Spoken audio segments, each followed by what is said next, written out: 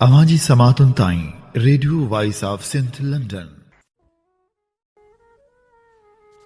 अॼु जे जदीद दौर में जॾहिं तोड़े जो सच लिकाइणु ॾुखियो थी वियो आहे, पर तंहिं बावजूदि आवाम जो आवाज़ जग जहान ताईं केरु पहुचाइण लाइ तयारु नाहे। मज़लूमनि सां गॾु तमामु घटि माण्हू बीहनि था। ख़ासि करे मीडिया बिल्कुलु अवामी मसइलनि खां अणॼाण बणियलु आहे। उते voice of Sindh web TV ऐं radio voice of Sindh London मिसकीन मारूड़नि जो आवाज़ बणियलु आहिनि। Radio voice of Sindh London तां असीं सियासी समाजी सरगर्मियुनि जूं मुकमिल रिपोर्टूं अव्हां ताईं पेश करियूं था। उन सां गॾोगॾु अवाम जे अहजनि बाबति आवाज़ उथारियूं था। असीं चाहियूं था त हीअ सफ़र सफलता माणे, जंहिं लाइ असांखे अव्हां जे साथ ऐं सहकार जी ज़रूरत आहे। अचो इन सफ़र में असां सां हमक़दम बणिजो। जेकॾहिं अव्हां असांजो यूट्यूब चैनल अञा ताईं सब्सक्राइब नाहे कयो त हींअर ई सब्सक्राइब करियो। उन सां गॾोगॾु असांजा प्रोग्राम वधि में वधि दोस्तनि ताईं पहुचायो त जीअं सचाई जो हीउ सॾु घर घर ताईं पहुची सघे। पाण ॼाणूं था त औरतूं ऐं ख़ासि करे नारियूं सदाईं ज़ुल्मतनि जो शिकार थींदियूं रहियूं आहिनि। कॾहिं उन सां ज़्यादती कई वई आहे त कॾहिं चहिरे ते तेज़ाब हारे संदन चहिरे खे गिरहणु लॻायो वियो आहे। वॾी ॻाल्हि इहा आहे त सदाईं मुजरिम आज़ादु थी वेंदा आहिनि। हिन भेरे बि ईअं थो महसूसु थिए त ॼण सिंध हाणे औरतुनि लाइ मक़्तलगाह बणिजी वई आहे, जिते औरतूं महफ़ूज़ न आहिनि। जैकमाबाद जी नारीअ आसिया सां अञा इंसाफ़ न आहे थियो त मथां वरी चुटारियो में अहिड़ो वाक़ियो पेश आयो आहे। सच त इहो आहे जो उहे ॿुधंदे ई लिंग कांडारजी वञनि था, पर छा कजे, अञा ताईं इंसाफ़ न पियो मिले। चुटारियो थाणे जी हद में बासर जे पुट पारां 16 वरनि जी निगरी ते वैशाणु तशदुद कयो वियो। बासर जे पुट न सिर्फ़ु 16 वरनि जी निगरी शादबानो ते वैशाणु तशदुद कयो, संदसि जिस्म यानी ज़ुबान ऐं चहिरे ते ब्लेड जा झीर ॾिना विया, जंहिं बाद हूअ फ़रार थी वियो।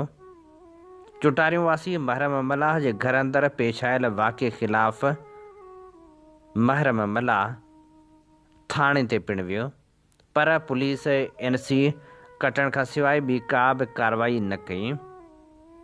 निगरी जे वारसनि थाणे ते NC दाख़िल कराईंदे मौक़िफ़ इख़्तियार कयो त अणॼातल चोर घर में दाख़िल थी निगरी ते तशदुद करे फ़रार थी विया।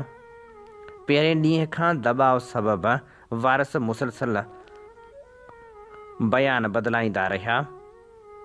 मामिलो जॾहिं मंज़िर आम ते आयो तॾहिं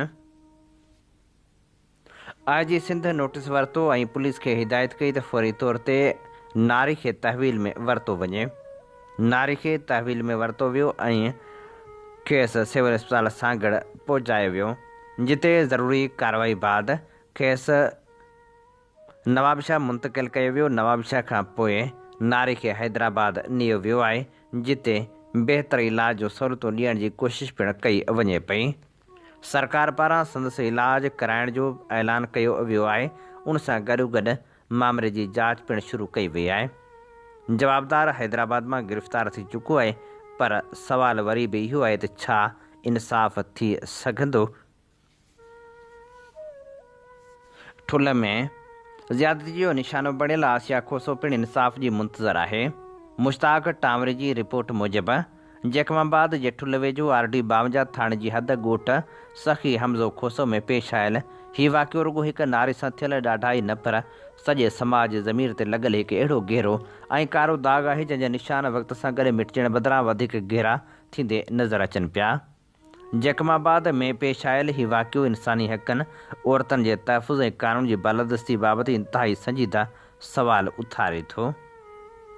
पाड़े में हिकु मामूली ॻाल्हि तां थियल झेड़े दौरान सिर लॻण सबबि हिकु माण्हू फ़ौत थियो, पर उन क़तल केस में नामज़द मर्द जवाबदारनि खे गिरफ़्तार करण बदिरां पुलिस ताक़त जो अहिड़ो बेरहमाणो इस्तेमालु कयो जो हूअ आसिया खोसो संदसि भेण ऐं ॾाॾी खे खंभे खणी वई। उहे औरतूं जिन जो न ॾोह सां को वास्तो न वरी संदन नाला FIR में शामिलु हुआ, तिन खे क़ानून जे नाले गिरफ़्तार करण बाद वैश्य जो निशानो बणायो वियो। वुमेन्स एक्शन फोरम जी जांच मूजिबि RD बावजा थाणे जी पुलिस उन्हनि औरतुनि खे बाक़ाइदा थाणे बदिरां हिकु ख़ानगी ऐं ॻुझे हंध ते 7 ॾींहंनि ताईं गैर क़ानूनी तौरु क़ैद रखियो, जिते आसिया सां पुलिस एहलकारनि जी इज्तमाही ज़्यादती कई। तिबी रिपोर्ट पिणु हिन इंसानी सोज़ ॾोह जी तस्दीक कनि थियूं, जेका ज़ुल्म जी इंतिहा आहे। फोरम सवाल उथारियो आहे त जॾहिं क़त्ल में मुलविस मर्द जवाबदार आज़ादु घुमी रहिया हुआ त पोइ पुलिस औरतुनि खे हिरासत में छो वरितो ऐं इहो बि कहिड़ो क़ानून आहे। हीउ वाक़ियो रुॻो ॾाढाई ताईं महदूद न रहियो, पर उन आसिया जी सॼी ज़िंदगी खे उंदाहनि में धिके छॾियो। रिपोर्टनि मूजिबि पुलिस खेसि विनवाह मां ज़बरदस्ती खंभे ॾाढाई जो निशानो बणायो, जंहिंजे नतीजे में संदसि तइ थियल रिश्तो बि टुटी वियो। हिकु अहिड़ी न्याणी जेका ख़्वाबनि सां विनवाह में वेठल हुई, उन लाइ हीउ हादिसो ज़हनी, समाजी ऐं नफ़्सियाती मौत खां घटि न आहे। क़ानूनी ऐं आइनी भञकड़ियूं। हीउ वाक़ियो केतिरनि ई क़ानूनी ऐं आइनी भञकड़ियुनि ॾांहुं इशारो पिणु करे थो, जिन में बग़ैर कंहिं क़ानूनी जवाज़ जे गिरफ़्तारी, औरतुनि खे मर्द पुलिस एहलकारनि पारां गिरफ़्तार करणु, निगरे खे गैर क़ानूनी ऐं ॻुझी हिरासत में रखणु, पुलिस हिरासत दौरान जिनसी ॾाढाई जेका तशदुद ऐं अज़ियत जे दर्जे में अचे थी, शामिल आहिनि। इहा अफ़सोसनाक हक़ीक़त आहे त हिन निज़ाम में ॾोह को ॿियो करे थो, पर सज़ा उन जे औरतुनि ऐं घर भातियुनि खे मिले थी। औरतुनि खे गिरफ़्तार करण बाबति क़ानूनी पाबंदियुनि जे बावजूदि आसिया खे मर्द पुलिस एहलकारनि गिरफ़्तार कयो, सो बि बिना कंहिं क़ानूनी जवाज़ जे, ऐं पोइ खेसि थाणे बदिरां ॻुझे हंध ते रखियो वियो। हीउ सभु अमल पुलिस जी वहशी जबलत ऐं अंधी ताक़त जे बेलगामी खे वाइखो कनि था। उन करे हिते रुॻो 6 एहलकारनि खे न, पर पूरे पुलिस निज़ाम ऐं उन क़ानून खे बि कटहड़े में आणणु ज़रूरी आहे, जेको ॾोहारियुनि खे रिआयतूं ॾिए थो। वाक़े खां पोइ ज़िले ऐं सेशन जज शरीफ़ुद्दीन शाह जो पाणमुरादो नोटिस वठण ऐं अदालती कार्रवाई जो आगाज़ करणु हिकु मुस्बत क़दम आहे। हीउ वाक़ियो तेसिताईं नाक़ाबिले बर्दाश्त रहंदो जेसिताईं मुलविस पुलिस एहलकारनि खे इबरतनाक सज़ा न मिलंदी। हुकूमत, अदलिया, मीडिया ऐं समाज जे समूरनि ज़िम्मेवार हल्कनि ते लाज़िम आहे त उहे इंसाफ़ लाइ आवाज़ उथारिन ऐं उन वक़्त ताईं ख़ामोश न थियनि जेसिताईं आसिया खे इंसाफ़ नथो मिले। मुतासिर न्याणी जे वारसनि इहो बि इंकशाफ़ कयो आहे त पुलिस एहलकारनि खेनि ख़ामोश रहण लाइ धमकियूं ॾिनियूं, पर उन बावजूदि हुननि सच जो साथ ॾियण जो फ़ैसिलो कयो, जेको इंतिहाई हिमत वारो क़दम आहे। बुनियादी सवाल।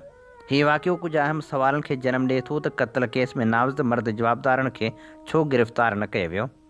औरतुनि खे FIR में नालो न हुजण बावजूदि छो हिरासत में वरितो वियो? निगरी खे थाणे बदिरां ॻुझे हंध ते छो रखियो वियो? पुलिस एहलकारनि खे क़ानूनी तहफ़ुज़ हासिल हुजण जो तासिर छो मौजूदु आहे? इहे सभु अमल पाकिस्तान जे आइन, फ़ौजदारी क़ानून, औरतुनि जे तहफ़ुज़ बाबति क़ानून ऐं गॾियल क़ौमनि जे इंसानी हक़नि जे आलमी ऐलान ऐं ॿारनि जे हक़नि बाबति कन्वेंशन जी सिधी भञकड़ी आहिनि। उन करे इज्तमाही जिनसी ज़्यादती में मुलविस सभिनी पुलिस एहलकारनि ख़िलाफ़ शफ़ाफ़, आज़ाद ऐं गैर जानबदार जांच कराई वञे। जांच दौरान जवाबदारनि खे मुअतल करे खेनि कंहिं बि क़िस्म जे इदारती असर रसूख़ खां रोकियो वञे। मुतासिर नारी खे क़ानूनी, तिबी ऐं नफ़्सियाती सहायता फ़राहम कई वञे। मुतासिर ख़ानदान खे तहफ़ुज़ ॾिनो वञे त जीअं हूअ बग़ैर ख़ौफ़ जे इंसाफ़ हासिल करे सघनि। पुलिस जी गिरफ़्तारी ऐं हिरासत बाबति पॉलिसियुनि ते नज़रसानी कई वञे, ख़ासि तौर ते औरतुनि ऐं निढे उमिरि जे मामलनि में। अहिड़नि वाक़िअनि जे ॿीहर वर्जाउ खे रोकण लाइ पुलिस एहलकारनि जे इंसानी हक़नि बाबति तरबियत लाज़मी बणाई वञे। जेकमाबाद जो हीउ वाक़ियो रुॻो हिकु फ़र्द सां थियल ज़ुल्म न, पर निज़ाम जी नाकामी जो अक्स आहे। जेकॾहिं अहिड़नि संगीन इंसानी हक़नि जे भञकड़ियुनि ते सख़्त ऐं मिसाल बणिजंदड़ कार्रवाई न कई वई त क़ानून ते अवाम जो एतमाद वधीक कमज़ोर थींदो। इंसाफ़ जी तक़ाज़ा आहे त मुतासिर निगरी खे न रुॻो इंसाफ़ ॾियारणु, पर संदसि इज़त, तहफ़ुज़ ऐं मुस्तक़बिल खे बि यकीनी बणायो वञे। अवां जी समातुनि ताईं radio voice of Sindh London